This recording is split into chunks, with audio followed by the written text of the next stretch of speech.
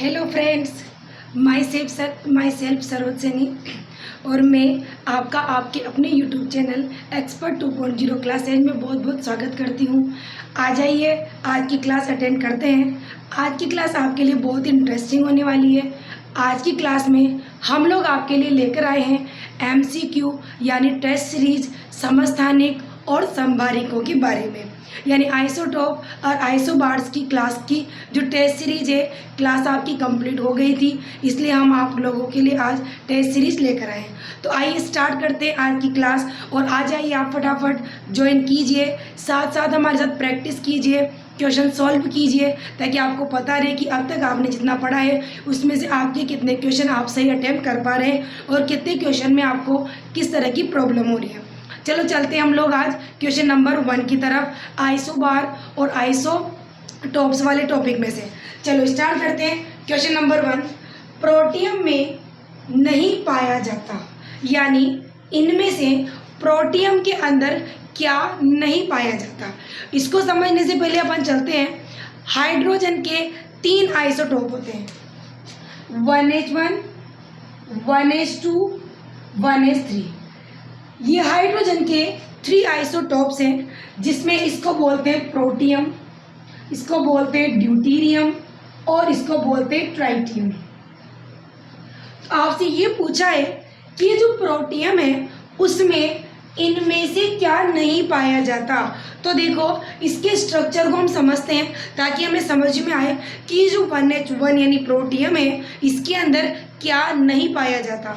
तो देखो, ये यहाँ पर जो लिखा होता है ये होता है नंबर ऑफ प्रोटॉन यानी एटॉमिक नंबर, और ये जो यहाँ पर लिखा होता है ये होता है प्रोटॉन प्लस न्यूट्रॉन। यानी यहाँ पर ये जो ऊपर की तरफ लिखते हैं हम लोग, जैसे ये 1H1, तो यहाँ पर ये जो लिखा हुआ है ये प्रोटॉन प्लस न्यूट्रॉन का टोटल होता है, और यहाँ पर ये जो 1 लिखा है ये प्रोटॉन होता है। तो आप देखिए, इसका एक प्रोटॉन है और टोटल प्रोटॉन प्लस न्यूट्रॉन भी 1 है। तो प्रोटॉन तो यहाँ पर 1 है और टोटल भी इसका 1 ही आ रहा है, तो ऑब्वियसली इसके अंदर नाइट्रोजन 0 है। यानी जो प्रोटियम होता है इसके अंदर क्या नहीं पाया जाता, न्यूट्रॉन नहीं पाया जाता। प्रोटियम में क्या नहीं पाया जाता, न्यूट्रॉन नहीं पाया जाता। बात अगर बाकी के समस्थानिकों की करें हम, तो इसमें देखिए आप, एक प्रोटॉन है और टोटल 2 है, तो 2 - 1 यानी इसमें 1 न्यूट्रॉन है। और अगर बात अपन ट्राइटियम की करें, 3 - 1 यानी इसमें 2 न्यूट्रॉन है, लेकिन इसमें 1 - 1 करेंगे तो इक्वल टू क्या आएगा, 0, यानी इसके अंदर 0 न्यूट्रॉन है।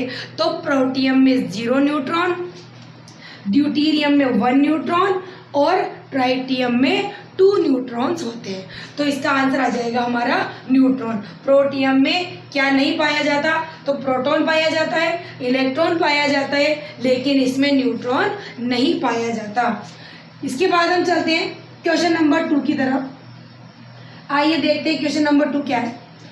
1H2 या D को क्या कहते हैं। तो अभी देखो, अपन ने अभी जस्ट पढ़ा 1H2 को, ये जो 3 आइसोटॉप्स होते हैं 1H1, 1H2, 1H3, इसको प्रोटियम, इसको ड्यूटीरियम और इसको ट्राइटियम कहते हैं। आपसे 1H2 के बारे में पूछा है, इसमें 2 यानी इसका 2 एटॉमिक मास है, तो इसे इसका नाम होता है ड्यूटीरियम। तो हमारा आंसर हो जाएगा ड्यूटीरियम, यानी 1H2 जिसको D से डिनोट करते हैं क्योंकि D फॉर ड्यूटीरियम होता है, तो ऑब्वियसली आपका आंसर ड्यूटीरियम ही होगा। और बात करें प्रोटियम की, तो प्रोटियम क्या होता है 1H1, ड्यूटीरियम क्या होता है 1H2 और ट्राइटियम क्या होता है 1H3। यानी आपसे केवल 1H2 का पूछा है तो 2 वाले को ड्यूटीरियम कहते हैं, तो हमारा आंसर हो जाएगा ड्यूटीरियम। चलिए अब अपन चलते हैं क्वेश्चन नंबर 3। निम्न में से किसी तत्व के आइसोट्रोप यानी जो समस्थानिक होता है, आइसोट्रोप यानी समस्थानिक जो होता है, टॉप आएगा, आइसोटोप की विशेषता है। आइसोटोप की विशेषता क्या होती है, तो देखो, आइसोटोप हम किसे कहते हैं, जिनमें प्रोटॉनों की संख्या समान होती है और न्यूट्रॉनों की संख्या अलग अलग होती है, उन्हें ही हम समस्थानिक कहते हैं। जैसे यहाँ पर देखो, ये तीनों ही समस्थानिक है। तो इसमें ये नंबर ऑफ प्रोटॉन तो सेम है, पर इनमें अभी अपन ने न्यूट्रॉन निकाला तो इसमें न्यूट्रॉन 0 था, इसमें 1 था, इसमें 2 था। तो जो आइसोटोप होते हैं उनमें प्रोटॉनों की संख्या तो एक समान आती है और न्यूट्रॉनों की संख्या अलग अलग आती है। तो आपसे क्वेश्चन यही पूछा है कि निम्न में से किसी तत्व के आइसोटोप की क्या विशेषता होती है? तो असामान्य आकार का न्यूट्रॉन, ऐसा कुछ नहीं होता। परमाणु में इलेक्ट्रॉनों की संख्या भिन्न होती है, नहीं, क्योंकि इलेक्ट्रॉनों की प्रोटॉनों की संख्या तो समान होती है। परमाणु में न्यूट्रॉनों की संख्या अलग अलग होती है। तो आपका आंसर आ जाएगा option C. Your answer is option C, यानी परमाणु में न्यूट्रॉनों की जो संख्या होती है वो अलग अलग होती है। अब चलते हैं हम नेक्स्ट क्वेश्चन की तरफ।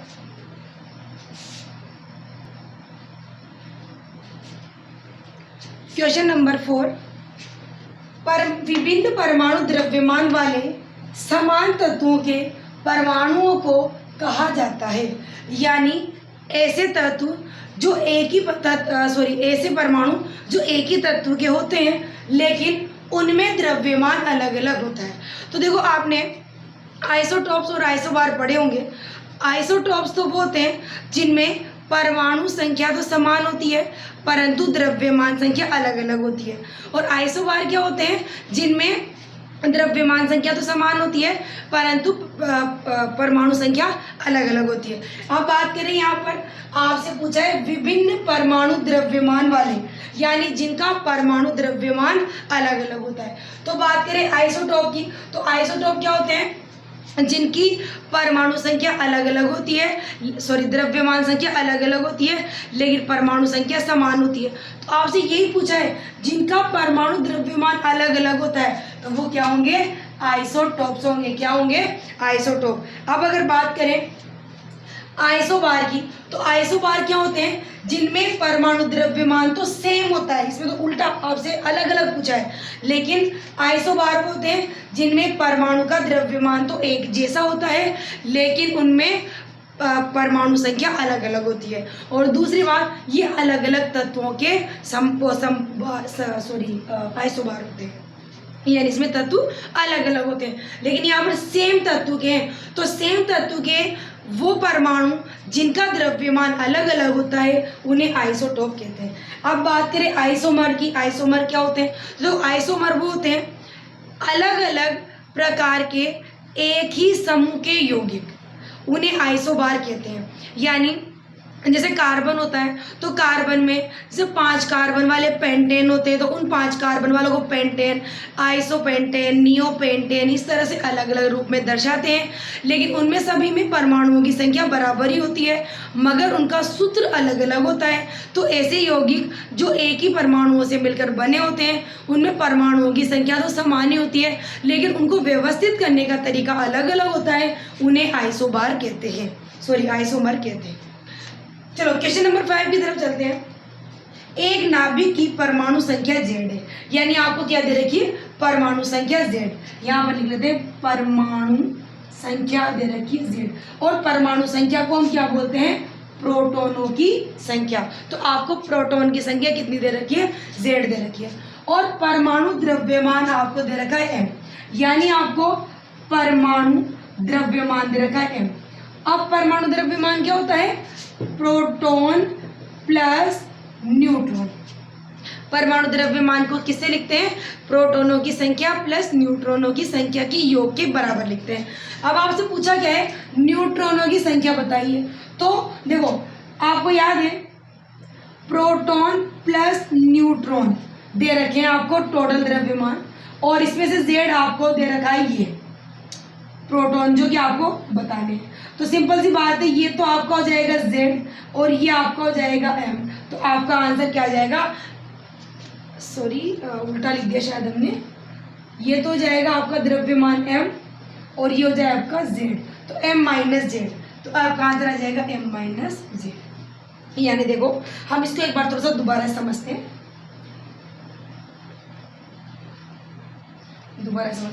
देखो, अपन को दे क्या रखा है? परमाणु द्रव्यमान या परमाणु संख्या भी अपन इसको कह सकते हैं। तो परमाणु संख्या तो क्या होती है? प्रोटॉनों की संख्या, और द्रव्यमान संख्या क्या होती है? प्रोटॉन प्लस न्यूट्रॉनों की संख्या। तो अगर आपको न्यूट्रॉनों की संख्या निकालनी है तो द्रव्यमान में से हमें परमाणु संख्या को घटाना है, तो द्रव्यमान m है और परमाणु संख्या z है, तो m माइनस जेड हमारा आंसर हो जाएगा। z तो यहाँ पर आपको ऑलरेडी परमाणु संख्या दे रखी है, m आपको द्रव्यमान दे रखा है, आपको केवल न्यूट्रॉन निकालने, तो द्रव्यमान में से परमाणु संख्या m में से z घटाने पर आपको क्या मिल जाएंगे, न्यूट्रॉन मिल जाएंगे। तो आपका आंसर हो जाएगा m माइनस जेड। अब हम चलते हैं क्वेश्चन नंबर 6 की तरफ। एक परमाणु की द्रव्यमान संख्या 23 है, यानी आपको देखो द्रव्यमान संख्या क्या होती है, प्रोटॉन प्लस न्यूट्रॉन, ये आपको दे रखी है 23, और परमाणु संख्या मतलब प्रोटॉनों की संख्या दे रखी है आपको 11। अब आपसे पूछा है प्रोटॉनों की संख्या कितनी होगी, तो परमाणु संख्या 11 दे तो रखी है, तो परमाणु की संख्या को ही तो प्रोटॉनों की संख्या कहते हैं, तो प्रोटॉनों की संख्या आंसर क्या जाएगा आपका 11 आ जाएगा, आपका आंसर आ जाएगा 11। यानी अपन को इस तरह के क्वेश्चन को देख के कंफ्यूज नहीं होना। बहुत सारे स्टूडेंट क्या करते हैं, जैसे इस तरह का क्वेश्चन दिखा, ऊपर वाले में माइनस किया था, तो यहाँ में हमने क्या करा 23 में से 11 माइनस कर दिया और हमारा आंसर आ जाएगा 12, और हम लगा के जाएंगे टिक आंसर सी पे। लेकिन हमें ऐसा नहीं करना, क्वेश्चन को समझना है कि जो द्रव्यमान संख्या होती है वो प्रोटॉन प्लस न्यूट्रॉन के बराबर होती है। तो प्रोटॉन प्लस न्यूट्रॉन आपको दे रखे 23, आपसे पूछा है आपको परमाणु संख्या दे रखी 11, और परमाणु संख्या कोई प्रोटॉन की संख्या कहते हैं, तो प्रोटॉन की संख्या आपको 11 दे रखी है।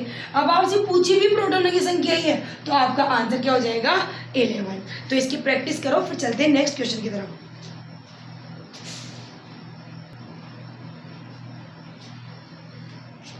क्वेश्चन नंबर 7 देखते हैं।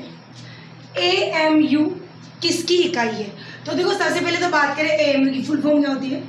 AMU एटॉमिक मास यूनिट, यानी परमाणु द्रव्यमान इकाई, यानी AMU की फुल फॉर्म क्या होती है, एटॉमिक मास यूनिट, परमाणु द्रव्यमान इकाई। तो आपसे ये पूछा है कि जो AMU है वो किसकी इकाई है, तो देखो नाम से पता चल रहा है परमाणु के द्रव्यमान की इकाई, यानी इससे हम परमाणु का क्या निकालते हैं, द्रव्यमान निकालते हैं। तो ये किसकी इकाई हो जाएगी, द्रव्यमान की। अब बात करें लंबाई, तो आपको याद ही है कि लंबाई की जो यूनिट होती है वो तो मीटर होती है। आवृत्ति की बात करें तो आवृत्ति का मात्रक क्या होता है, हर्ट्ज, और क्षेत्रफल का मात्रक क्या होता है, मीटर स्क्वायर। तो आपसे ये पूछा है कि AMU किसकी इकाई होगी, तो AMU किसकी इकाई होगी, द्रव्यमान की। द्रव्यमान की इकाई होती है AMU, एटॉमिक मास यूनिट। तो इसकी जो फुल फॉर्म है उसी में इसका आपके आंसर छुपा हुआ है। चलिए अब चलते हैं क्वेश्चन नंबर 8 की तरफ। हमारा क्वेश्चन नंबर 8 है, कई तत्वों में अपूर्णांक परमाणु द्रव्यमान होते हैं क्योंकि, यानी बहुत सारे तत्व ऐसे होते हैं जिनका द्रव्यमान अपूर्णांक होता है। जैसे देखो जो क्लोरीन है इसका द्रव्यमान 35.5 होता है, तो ये पूर्णांक में नहीं है, तो ये अपूर्ण है। तो अपूर्ण द्रव्यमान इनका क्यों होता है, तो देखो अगर आपको याद हो तो क्लोरीन के अलग अलग आइसोटोप्स पाए जाते हैं, जैसे कि क्लोरीन 17 होती है लेकिन इसका 35, क्लोरीन 17 का 37, इस तरह से समस्थानिक पाए जाते हैं। और अलग अलग समस्थानिक पाए जाने की वजह से ही इनका हम एवरेज निकालते हैं, औसत निकालते हैं, और औसत निकालने के बाद में इनका द्रव्यमान कभी कभी तो पूर्णांक आ जाता है और कभी कभी नहीं आता। डिपेंड करता है कि जिन अलग अलग मास का आपने औसत निकाला है, एवरेज निकाला है, वो कितनी संख्या में है, उनकी डिजिट क्या है। तो यहाँ पर कई तत्वों में अपूर्ण द्रव्यमान होते हैं, उनके पास विभिन्न द्रव्यमान वाले समस्थानिक होते हैं। तो क्योंकि इनके पास अलग अलग समस्थानिकों का द्रव्यमान अलग अलग होता है और आपको टोटल द्रव्यमान निकालने के लिए आपको उनका एवरेज द्रव्यमान निकालना पड़ता है, इसी वजह से इनका जो द्रव्यमान आता है वो कई बार इस तरह से अपूर्णांक आ जाता है। यहाँ तक करें, फिर चलेंगे हम नेक्स्ट क्वेश्चन की ओर।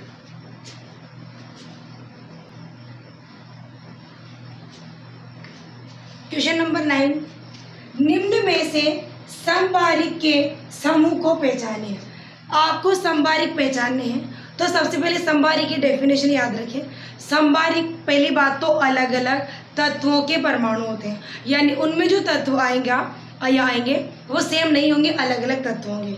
दूसरी बात, समभारिक भार यानी इनका द्रव्यमान तो सेम होगा और इनके प्रोटॉनों की संख्या अलग अलग होगी। यानी इन सारे 3-4 ग्रुप्स में से आपको वो ग्रुप पहचानना है जिसके अंदर एक तो एलिमेंट अलग अलग होने चाहिए दोनों, यानी दोनों तत्व अलग अलग होंगे, उनका द्रव्यमान सेम होगा और उनके प्रोटॉनों की संख्या अलग अलग होगी। तो देखो पहले वाले ग्रुप को देखते हैं। तो देखो पहले वाले ग्रुप में तो ये दोनों ही अलग अलग है, इसका ये इसके बराबर भी नहीं है, ये भी इसके बराबर नहीं है, तो ये तो वैसे भी अलग ही हो गया। इसकी बात करें तो देखो ये दोनों एक ही तत्व हैं, तो ये भी आंसर नहीं हो सकता क्योंकि समभारिक में जो तत्व होते हैं वो वैसे ही अलग अलग होते हैं, तो ये भी हमारा आंसर नहीं हो सकता। उसके बाद हम चले बी ऑप्शन की तरफ। तो आप इसको देखो, इसमें तत्व अलग अलग है और इनका द्रव्यमान सेम है और इनका जो प्रोटॉन है वो सेम नहीं है, तो इसका मतलब आपका आंसर आ जाएगा बी। आपका आंसर क्या जाएगा? बी। उसके बाद इसमें भी आप देख सकते हैं, इसमें पहली बात तो एलिमेंट अलग अलग है लेकिन इनका द्रव्यमान सेम नहीं है, और समभारिक का मतलब ही यही होता है कि ऐसे परमाणु, अलग अलग तत्वों के वे परमाणु जिनका द्रव्यमान सेम होता है लेकिन जिनके प्रोटॉनों की संख्या अलग अलग होती है, उन्हें समभारिक कहते हैं। तो ये चारों ऑप्शन गलत हो गए, सॉरी 3 ऑप्शन गलत हो गए। आपका आंसर आएगा ऑप्शन इज बी। चलो क्वेश्चन नंबर 10 की तरफ चलते हैं। समभारिक होते हैं तो जस्ट अभी हमने समझा समभारिक क्या होते हैं, जिनमें प्रोटॉनों की संख्या तो अलग अलग होती है और उनका द्रव्यमान सेम होता है। तो यहाँ पर देख लें आप, न्यूट्रॉनों की संख्या समान होती है परंतु द्रव्यमान संख्या भिन्न भिन्न होती है। न्यूट्रॉनों की संख्या समान परंतु प्रोटॉनों की संख्या अलग अलग होती है। तो देखो अगर यहाँ पर ये देखो पहला ऑप्शन भी सही होता, लेकिन किस कंडीशन में, जब यहाँ पर परमाणु संख्या के बारे में देते और इनमें सॉरी यहाँ पर परमाणु, ये भी गलत है क्योंकि इनमें न्यूट्रॉनों की संख्या भले ही समान होती हो लेकिन इनमें द्रव्यमान अलग अलग नहीं होता। समभारिक जिनका भार द्रव्यमान अलग अलग नहीं होता बल्कि क्या होता है, समान होता है, तो ये ऑप्शन तुम्हारा नहीं है। ऑप्शन नंबर 2, न्यूट्रॉनों की संख्या समान होती है, बिल्कुल सही बात है, और प्रोटॉनों की संख्या अलग अलग होती है, बिल्कुल करेक्ट, यानी आपका ऑप्शन हो जाएगा बी। अब हम बात करें न्यूट्रॉन और प्रोटॉनों की संख्या समान होती है, नहीं, न्यूट्रॉन और प्रोटॉनों की संख्या कभी भी परमाणु में समान नहीं होती, किसी में हो सकती है किसी में नहीं, पर हमेशा समान नहीं होती। प्रोटॉन और इलेक्ट्रॉनों की संख्या जरूर हमेशा बराबर होती है और केवल न्यूट्रॉनों की संख्या समान होती है। तो हाँ, न्यूट्रॉनों की संख्या समान तो होती है लेकिन साथ में प्रोटॉनों की संख्या अलग अलग भी होती है, इसलिए हमारा आंसर क्या जाएगा? बी। ठीक है, तो आज की टेस्ट सीरीज हमारी खत्म हुई है, इसकी आप एक बार प्रैक्टिस करें और जब हम टेस्ट सीरीज करवा रहे हो तब आपका जितना भी टॉपिक आपने पढ़ा है उसको एक बार उसके पहले रिवाइज कर लें, उसके बाद ही हमारे एमसीक्यू को आप सोल्व करें, ताकि आपको आएगा कि आपने जितना पढ़ा है उसमें से आपकी प्रैक्टिस कहाँ तक पहुँची है और कौन से टॉपिक में आपको कमी रह गई है, ताकि उसकी आप प्रैक्टिस करें। तब तक हमारे चैनल में बने रहें, सब्सक्राइब करें, लाइक करें, शेयर करें, और आपको कोई क्वेरी हो तो प्लीज़ प्लीज़ प्लीज़ हमें कमेंट्स करके ज़रूर बताएं कि आपको इस टॉपिक में कहाँ या किस क्वेश्चन में कहाँ आपको प्रॉब्लम है, ताकि हम उसको सोल्व करने की कोशिश करेंगे। थैंक यू, मिलते हैं हम लोग नेक्स्ट क्लास में।